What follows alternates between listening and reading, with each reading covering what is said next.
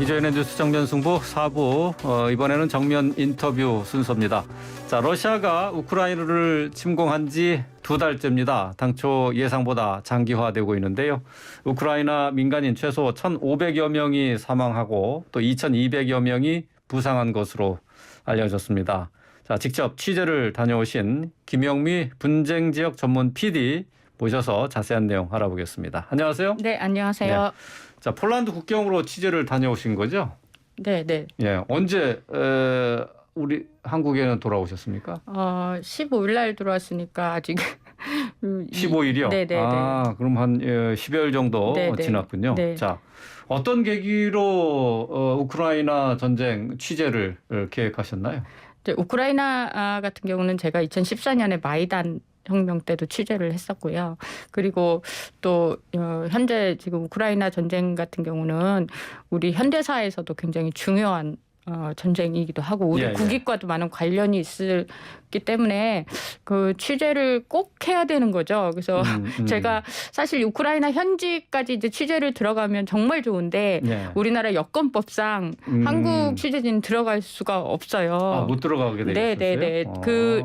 체르노우치라고 저 밑에 굉장히 후방에 있는 곳만 2박 3일 잠깐 갔다 올 수 있어요. 근데 예. 취재가 2박 3일로 되는 것도 아니고 거기는 또 뉴스의 가장 중심지도 아니고 심지어는 우크라이나 사람들도 잘 모르는 지역이어가지고 예. 그래서 제가 생각한 건 우크라이나의 현지 취재진을 꾸리는 거였어요. 그래서 그러니까 각 도시마다 이렇게 해서 현지 취재진들이 거기서 취재를 하고 제가 이제 비디오폰이나 이런 걸 통해서 취재를 원격으로 폴란드에서 하는 방법 그게 저의 현지 최선이었어요. 취재진을 꾸린다는 것은 현지인을 통해서 직접 현장 상황을 들어서 취재한다는 얘기인가요? 그렇죠. 거기도 있고 또 해외 그러니까 대한민국 여권으로 못 들어가니까 해외 취재진 예를 들어서 이제 독일 카메라맨 뭐 이런 사람들 동원해서 들어가서 이제 취재를 하고 또 매일 보고를 받으면서 분석을 하고 그런 식으로 취재를 할 수밖에 없었어요. 그 전쟁 상황을 이제 간접적으로 취재를 그 기자들을 또 취재를 하는 그런 기자가 되는 거였어요. 네네. 예. 최대한 뭐 접근을 사실 현장 중심의 취재가 아니면 지금 이 우크라이나 전쟁 같은 경우는 양쪽의 프로파간다 굉장히 심한 그러니까 양쪽이 다 자신들이 이기는 것처럼 선전을 하는 그런 전쟁이기 때문에 현장에서 직접 뭐 팩트를 확인하고 어떻게 돼가는지 그 취재의 중심에 있지 않으면 한쪽에 그 선전전에 말리는 거죠. 그래서 그렇게 하지 않으려면 현장에 직접 제가 이제 취재를 가서 이렇게 보는 게 제일 중요한데 우리나라 여권법상 그렇게 할 수가 없어서 대체안으로 취재를 할 수밖에 없었습니다. 그러니까 우크라이나나 러시아나 정부 당국에서 발표하는 전쟁 상황을 믿을 수는 없는 상황이네요. 둘 다 믿기가 힘들고 보통 이제 전쟁 때는 각자 다 자기들이 이긴다고 해요. 근데 현장에서 보면 대부분 이렇게 전세를 느낄 수도 있고 또 피해 규모나 이런 것도 직접 눈으로 확인하고 그렇게 했을 때 이쪽이 거짓이구나라는 걸 확인할 수 있거든요. 얼마 전까지 이제 모스크바호가 피격 당한 거를 러시아에서는 부정을 했거든요, 계속. 그리고 다 이게 우크라이나 사람, 그러니까 안에 이제 집단 학살 같은 경우도 우크라이나 사람들이 한 거다 이런 식으로 얘기를 하는데 실제적으로는 모스크바호 같은 경우도 이제 피격을 당한 것이 사실이고 또 러시아 병사 실종자들이 대량으로 나온 상황이기 때문에 그러니까 이런 거를 이제 아니다라고 부정할 수 있는 게 사실 이게 무모한 거거든요. 그렇지만 이제 그 외신들의 취재에 의해서 이게 확실한 게 증거들이 이렇게 나오니까 어쩔 수 없이 러시아도 인정을 할 수밖에 없었던. 그래서 그만큼 어떤 전쟁이 났을 때 현장에서 취재하는 건 굉장히 중요한 거죠. 현장 취재 이외에는 뭐 정확한 상황을 알 수는 없는 그런 게 되겠네요.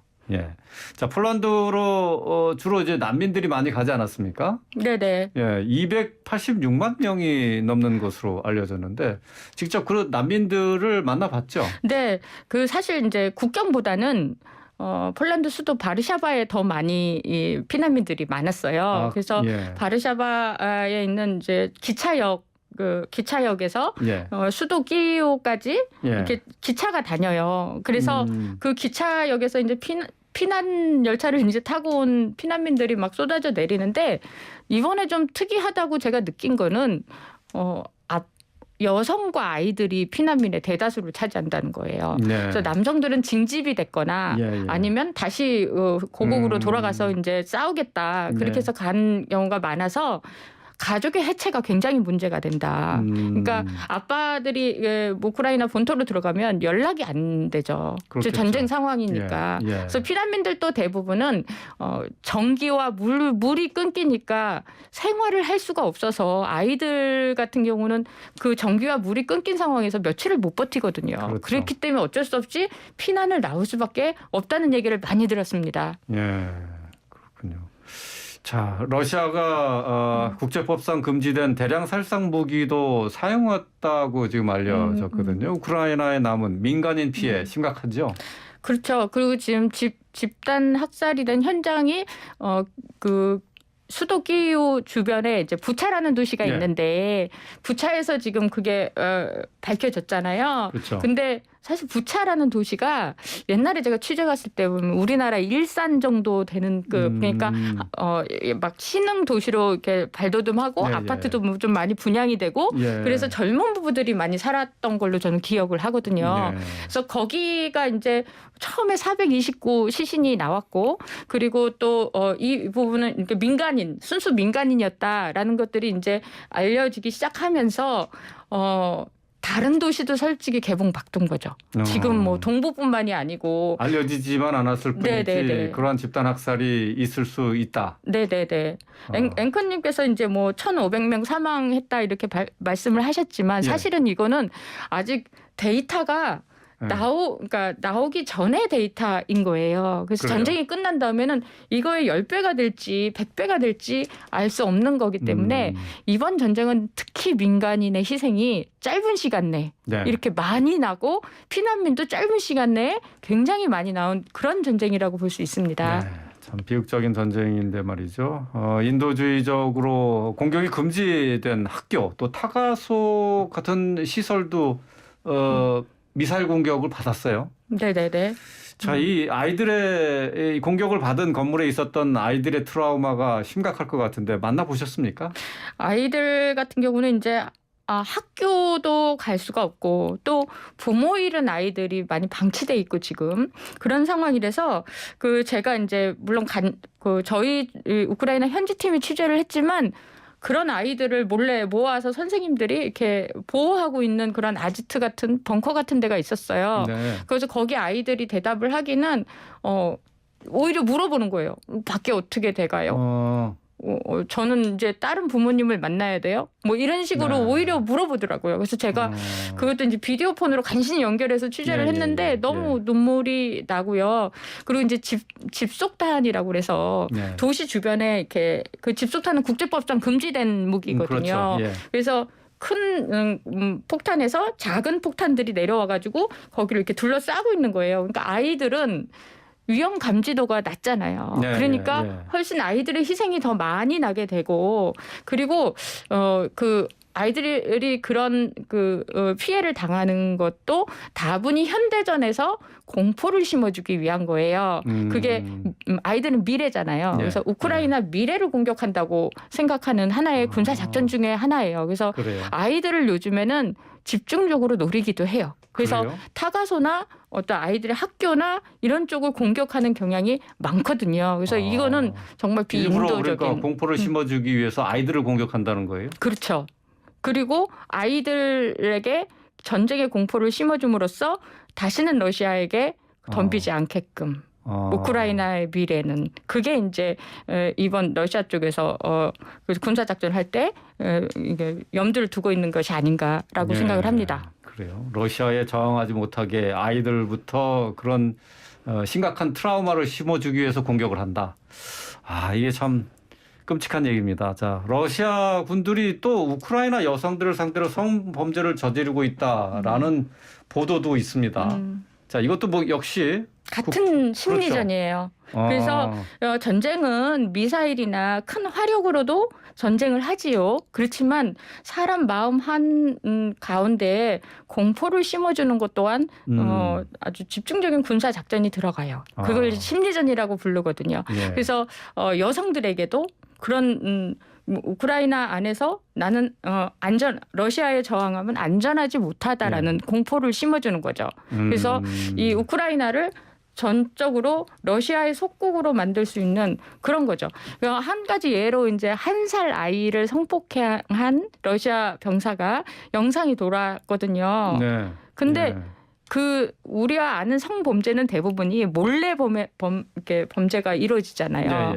근데 그거를 카메라를 놓고 촬영을 했단 말이에요. 그러면 굉장히 의도적인 거예요. 그렇죠. 그렇죠. 그래서 이런 것들을 봤을 때 우크라이나 전쟁에서 지금 폭격이라든지 뭐 미사일 공격이나 이런 것들보다 더 비인간적인 공격도 지금 이루어지고 있다. 그렇게 보여집니다. 예.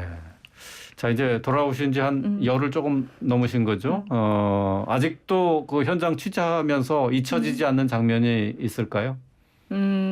제가 이제 니콜라이브라고 헤르손 남부 쪽에 있는 거기를 이제 거기도 저희 취재팀이 들어가 있거든요. 근데 취재를 하다가 그 주지사분이 한국 분이세요. 거기 비탈리 킴이라고 그분이 우크라이나의 주지사요? 네네. 그 지금 젤렌스키 다음에 가장 인기 있는 그런 정치인인데 이분이 있었던 곳에 정확하게 그 사무실을 가운데를 중앙을 뚫고 이렇게 공격을 했어요. 그래서 저희 취재팀도 생사가 확인이 안 돼갖고 며칠 동안 굉장히 고생을 했고 또 저희가 이제 취재 협조를 얻었던 공보팀 12명 전원 사망을 했거든요. 그래서 그날 제가 굉장히 패닉이었던 것 같아요. 그래서 이 우크라이나를 직접 들어가시진 않으신 거잖아요. 저는 못 들어가죠. 못 들어갔고 그다음에 그 안에 들어가서 취재하고 있는 취재팀이 그런 폭격을 당했다는 거죠. 네네네. 그래서 그걸 보고 우리가 지금 보는 전쟁이 굉장히 무서운 전쟁이구나라고 느껴졌고 폴란드나 우크라이나나 전부 이렇게 2차 대전 때 그 홀로코스트를 겪었던 나라예요. 그래서 집단 학살에 대한 공포가 굉장히 심했어요. 원래부터. 그랬기 때문에 러시아는 이렇게 집단 민간인을 학살함으로써 이것 또한 공포를 심어주기 위한 거고 그 우크라이나 인근에 옛날에 소련 연합 국가였던 그 소련에 속했던 나라들에 대한 경고죠.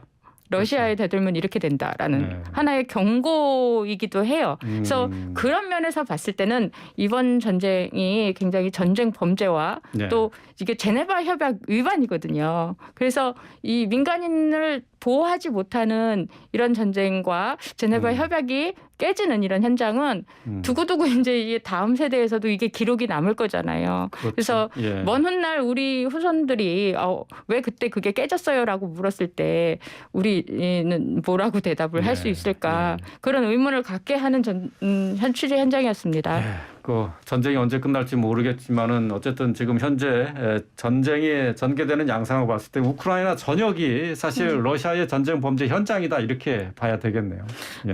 그렇죠. 이제 공포심을 심어주는 이런 그러니까 미사일보다 더 무서운 그런 심리전이 지금 전개되고 있는 현장이고 사실 그 우크라이나 전쟁이 남으로써 우리 그 물가에 엄청난 타격을 입는 거예요.